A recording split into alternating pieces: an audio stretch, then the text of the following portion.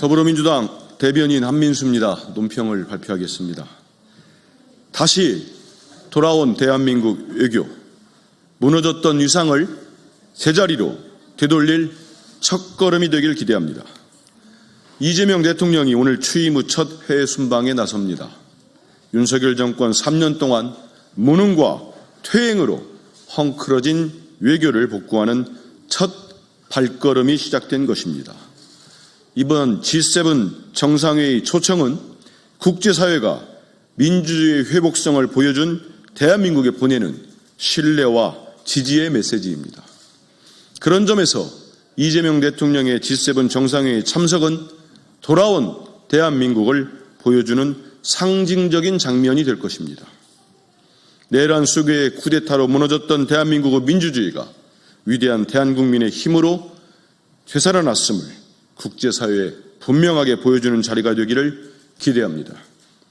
한편 우리 정부는 국제질서의 격변 속에서 미국과의 경제, 안보 협상이라는 중대 과제를 앞두고 있습니다.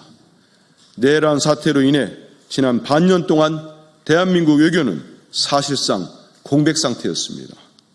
이번 G7 정상회의는 이재명 대통령의 첫 정상외교 대부인 동시에 이재명 대통령이 표방하는 국익을 최우선한 실용 외교를 보여주는 첫 무대가 될 것입니다. 대한민국의 위상을 드높이고 외교 역량을 유감없이 보여주는 한편 주요국가의 정상 외교를 통해 당면한 외교 및 경제 현안을 타개해 나가길 기대합니다. 더불어민주당은 이재명 대통령의 외교 행보를 든든히 뒷받침하며 이재명 정부와 함께 세계 속에 굳건한 대한민국을 세우겠습니다. 한반도 평화정착을 가로막으려는 대북 전단 살포에 엄중한 책임을 물어야 합니다. 대북 확성기 방송이 중단되었지만 일부 민간단체들이 대북 전단 살포를 계속하고 있습니다. 정부의 공식 중단 요청과 경고에도 불구하고 일부 단체들은 대북 전단 살포를 강행하며 한반도 평화정책을 위한 기회를 가로막고 있습니다. 쌍방 확성기 방송으로 고조되는 남북 간 대치가 가까스로 진정되고 있는 상황에 찬물을 끼얹는 격입니다. 불법적 행위일 뿐만 아니라 군사적 충돌을 유발할 수 있는 심각한 도발입니다. 과거 윤석열 정권은 대북전단 살포를 방관하는 것은 물론 북한의 오물풍선에 맞대응하면서 한반도 긴장을 더욱 고조시켰고 그 피해는 고스란히 우리 국민에게 전가되었습니다.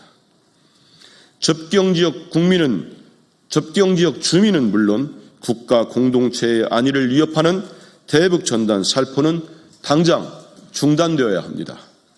간신히 일상을 되찾은 접경지역 주민들을 또다시 불안에 휩싸이게 할 수는 없습니다. 끊어진 남북 연락망을 복원하기 위해 바삐 움직여야 할 지금 자극적인 전단 살포로 한반도 긴장을 다시 고조시키는 행위는 어떠한 명분으로도 정당화될 수 없습니다. 더불어민주당은 다시 찾아온 평화의 기회를 살리기 위해 온 힘을 다하겠습니다. 특히 대북전단 살포 등 평화를 가로막는 이들에게 엄중한 책임을 물을 것임을 분명히 경고합니다.